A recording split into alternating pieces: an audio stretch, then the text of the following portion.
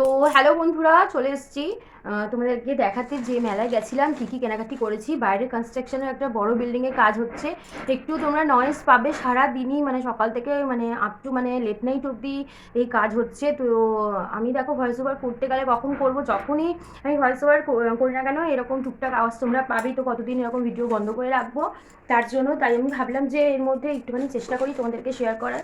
আর পেছনে খুব মেসি হয়ে আছে, শীতের সব জামা কাপড় মানে গোছানোর তাড়াতাড়ি ব্যবস্থা করছি। তো প্রথমে দেখো এইটা, দেখো র্যাকটা খুলে তোমাদেরকে দেখাচ্ছি কি এনেছি। এইটা দেখো একটা উডেন হ্যান্ডেল দেওয়া একটা এটা তাওয়া এনেছি। এই তাওয়াটা দেখে তোমাদের মনে হতেই পারে যে এই তাওয়াটা মানে ননস্টিক। এই দেখো এটা এমনভাবে কোটিংটা দেওয়া আছে মনে হচ্ছে কিন্তু ননস্টিক, কিন্তু এটা ননস্টিক তাওয়া না, এটা পুরোপুরি আয়রনের। হ্যাঁ, কী আয়রন আমি এটা বলতে পারবো না, ওরা বললো ভালো লোহা। তো আমি এই টাইপেরই একটা মানে লোহার চাটু অনেক দিন ধরেই, তাওয়া অনেক দিন ধরেই খুঁজছিলাম যার মধ্যে আমি রুটি করতে পারবো। দেখো প্রচুর ময়লা আছে, আমি এখনো পরিষ্কারও করিনি। দেখো পুরো হাত আমার নোংরা হয়ে যাচ্ছে, আমি তোমাদের সাথে শেয়ার করি তারপরে কিন্তু সেই জিনিসগুলো ব্যবহার করি। তো এরকম একটা লোহা আর তাওয়া আমি অনেক দিন ধরে আমি কেনার মানে চেষ্টা করছিলাম, অনলাইন অফলাইন একবার এসেছিল তাওয়াটা, কিন্তু এর থেকেও বড় সাইজ ছিল আর ওটা পুরো কাস্ট আয়রনের ছিল। আর ওইটা মানে ইউজ করা দিয়ে দিয়েছিল না সিজনিং করে দিয়েছিল, আমি বুঝতে পারিনি। আমি ভেবেছিলাম ওটা ইউজ করা আমার কাছে চলে এসেছে, তো আমি রিটার্ন করেছিলাম। রিটার্ন করার পরে ওটা out of stock until now হয়ে গেছে। তো ওটা আমার কেনার ইচ্ছা ছিল খুব, ওটা সুন্দর একটা জিনিস ছিল। তো হয়তো আমি আমার কোনো চ্যানেলটা শেয়ারও করেছি, তো ইউটিউব চ্যানেলে। তো দেখো এই তাওয়াটা আমি নিয়েছি, এটা ইউজ না করে আমি বলতে পারবো না এটা ভালো মন্দ, কারণ এই ধরনের লোহার যে মানে তাওয়া আমি আগে ব্যবহার করিনি। তো এটা গ্রিপটা খুবই মজবুত, আর এখানে দেখো একদম মানে সিল করা আছে, মানে দুদিকে সিল করা আছে। আর এটা মানে অন্য মেটালের, এটা কি মেটাল জানি না, হয়তো অষ্টধাতু হতে পারে, বা দেখে তো যা কালার পিতল টাইপের মনে হচ্ছে। তো একদম খুব হেভি ওয়েট, এটা প্রচুর ওয়েট কিন্তু। তো এটা আমি মেলা থেকে নিয়েছি, তো এটা তো আমাকে দাম বলেছিল 260 টাকা। তো আমি এটা কমিয়ে টমিয়ে নিয়ে এসেছি, এটা আমার থেকে 200 টাকা অনলি নিয়েছে। আর মেলার ভেতরে আমি যাইনি, মেলার ভেতরে আমি যেদিন যাবো আবার নেক্সট দিন অবশ্যই একটা ভিডিও তোমাদের সাথে শেয়ার করার চেষ্টা করবো। আর এটা হচ্ছে মেলার বাইরে থেকে আমি কিনেছি, মানে শুধু 200 টাকা পেয়েছি। যতক্ষণ না ব্যবহার করছি, আমাকে তো দাদাটা বললেন যে এটার মধ্যে রুটি পরোটা ধোসা সব হবে, এবার ব্যবহার করবো তারপরে তোমার সাথে শেয়ার করবো। খুব নোংরা হয়ে আছে যেহেতু বাইরের স্টল, আর এত লোহার জিনিস দোকানটা ছিল। আমি দেখো আবার কাগজ দিয়ে র্যাক করে রেখে দিচ্ছি, পরে ভালো করে এটাকে ওয়াশ করে সিজনিং করে তারপরে কিন্তু এটা আমি ইউজ করবো। নেক্সট আমি যেটা কিনেছি সেটা দেখো, এটা দেখে তো বুঝতেই পারছো অনেকে, তাও আমি ওপেন করে তোমাদেরকে দেখাচ্ছি এটার মধ্যে কী আছে। তো তোমাদের তো আমি এটা মানে আমার কোনো কোনো কেনার মানে ইচ্ছা ছিল না, কোনো প্ল্যানিং ছিল না, মানে এটা সাডেনলি কিনেছি। ইচ্ছা ছিল মানে পরবর্তী সময় ইচ্ছা ছিল, কিন্তু রঞ্জিত আমার সাথে গেছিলো, রঞ্জিত বলছে না খুব ভালো জিনিস তুমি পেয়েছো, তো এই দাদাটার থেকেই তুমি নিয়ে নাও, পরে তুমি অ্যাডজাস্ট করে নেবে। তো বললাম ঠিক আছে। তো এই দেখো এটা একদম কাস্ট আয়রনের লোহার কড়াই আমি কিনেছি। তো দেখো লোহার কড়াইতে তো আমি রান্না করি, ওটা ছোটো আর অনেক পুরনো, আমার দিদি শাশুড়ি ইউজ করেছে, আমার শাশুড়ি ইউজ করেছে, আমিও ইউজ করছি 2 বছর ধরে। তো ওটা থাকতে থাকতে ওটা একটু ছোটো, একটু অসুবিধা হয় রান্না করতে, তোমরা তো দেখেছো ওর মধ্যেই আমি এখন সব রান্না করি। আর আমি আগা করে দুটো কড়াইতে আমার রান্না করা অভ্যাস, একটা একটা করে করি বলে, মানে একটা কড়াইতে একটা ডিশ রান্না করি বলে আমার একটু দেরিও হয়ে যায়।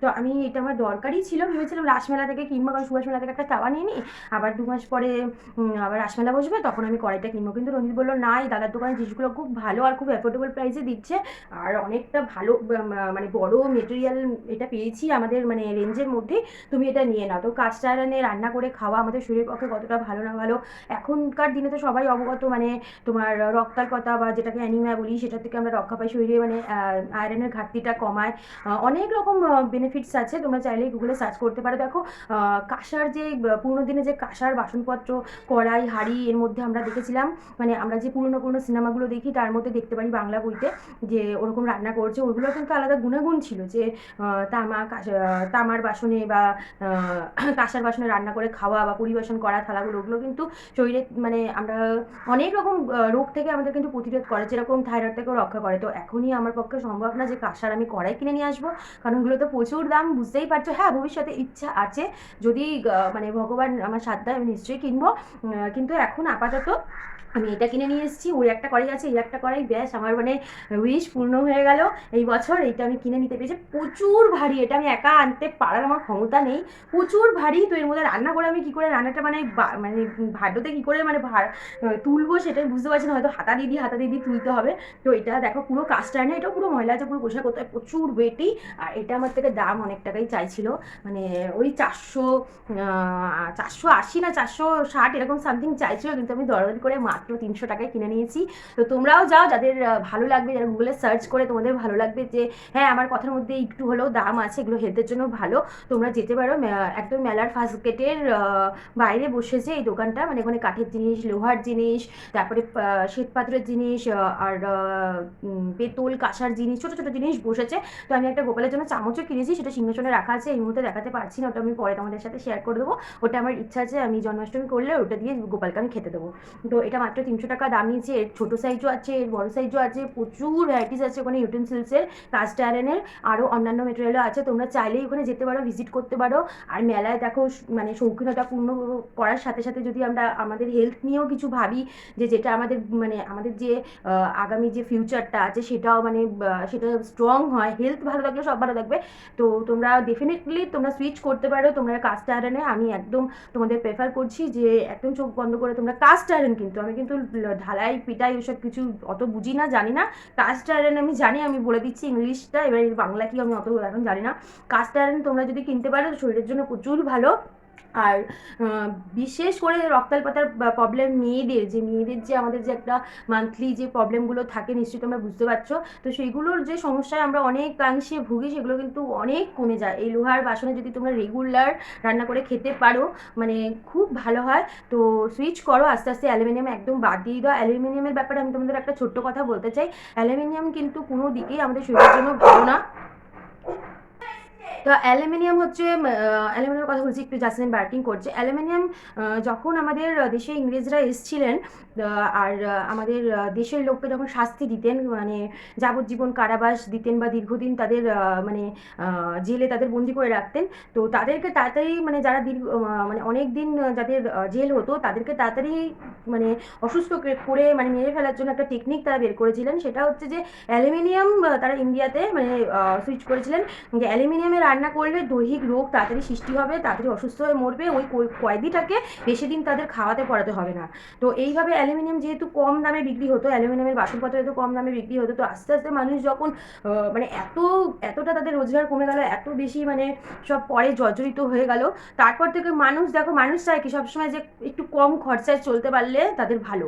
তো তারা যখন দেখলো যে মানে কাঁসার বাসন, পেতলের বাসন, লোহার বাসন, এইগুলোর থেকে অ্যালুমিনিয়াম অনেক অনেক বেশি সস্তা, ওরা সবটা না জেনে অ্যালুমিনিয়ামে সুইচ করলো আর সব অ্যালুমিনিয়ামে রান্না করতে শুরু করলো। আর এখন তো আমাদের ঘরে ঘরে মানে অ্যালুমিনিয়ামের সমস্ত বাসনপত্র ভর্তি, কিন্তু এটা আমাদের একদম শরীরের জন্য ভালো না।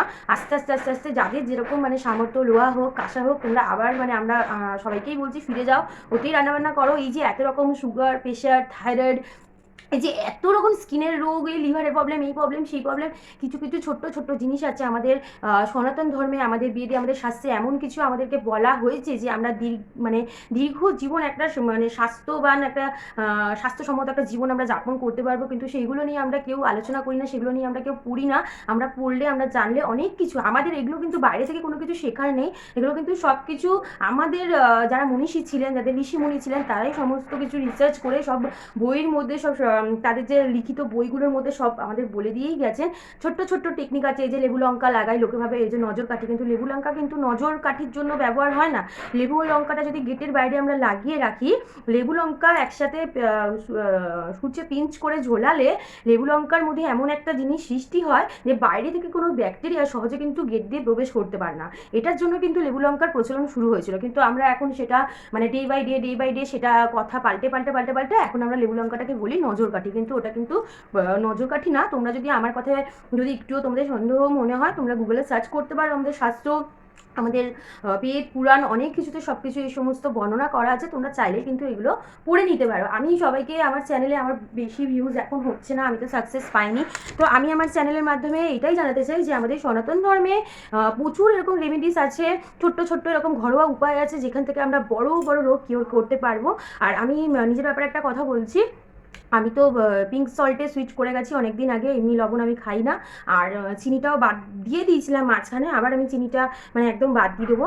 আর মাঝখানে মাথা ব্যথা ঘুরে মানে পড়েও গেছিলাম, একটা প্রেশারের প্রবলেম হচ্ছে, একটা ব্যাপার নিয়ে আমি খুব মানে খুব বেশি টেনশনে আছি এখনও অবধি আনটিল নাও। সেটা আমাদের একটু পার্সোনাল ব্যাপার, সেটা হয়তো কোনো দিন কোনো সময় হয়তো প্রয়োজন পড়লে আমি শেয়ার করবো, কিন্তু এখন আমি সেটা বলতে পারছি না। তো যাই হোক, আমার একটা প্রবলেম হয়েছিল একবার কালী পুজোতে। তো আমি আমার ভাগ্নিকে নিয়ে, মেয়েকে নিয়ে হেঁটে হেঁটে আসছিলাম মেন রোডের ওপর দিয়ে। তো কিছু কিছু মানে বাচ্চা বলবো না, বেশ বড়ই অ্যাডাল্ট ছেলেরা আমার ভাগ্নির দিকে এরকম চকলেট বম জ্বালিয়ে ফেলতে গেছিলো, সেটা রাস্তার ওই পার থেকে তো আমি দেখতে পেয়েছিলাম। তো আমার মেয়েও ছিল তখন আমার সাথে, দু হাতে দুজন কিরকম করে ধরে আমি হাঁটছিলাম। তো আমি আমার ভাগ্নিকে এইভাবে করে মানে রাস্তার উপরে উঠিয়ে আর মেয়েকেও উঠিয়ে এরকম মানে মানে মানুষ যেহেতু মানুষের মানে একটা সহজাত প্রবৃত্তি যে এরকম ঘুরবেই দেখার জন্য এরকম ঘুরেছিলাম, আমার এই চোখের মধ্যে এসে ওই পটকাটা মানে ফেটেছিল, আমি পুরো পড়ে গেছিলাম একটা গাছের নিচে, বড় যে পুরোনো দিনের পাথরগুলো থাকে না, ওই যে পুকুর পাড়ে কাটায় কাটায় থাকে ওরকম, ওই কোনাটা আমার এখানটা লেগেছিল। তো সঙ্গে সঙ্গে আমি একটু সেন্সলেস হয়ে গেছিলাম, আমাকে এনআরএসে নিয়ে গেছিলো আমার বর। নিয়ে যাওয়ার পরে আমার মানে স্ক্যান হয়েছে, মাথা কিচ্ছু বেরায়নি, তারপরে আমার চোখের টেস্ট হয়েছে, কিচ্ছু বেরায়নি।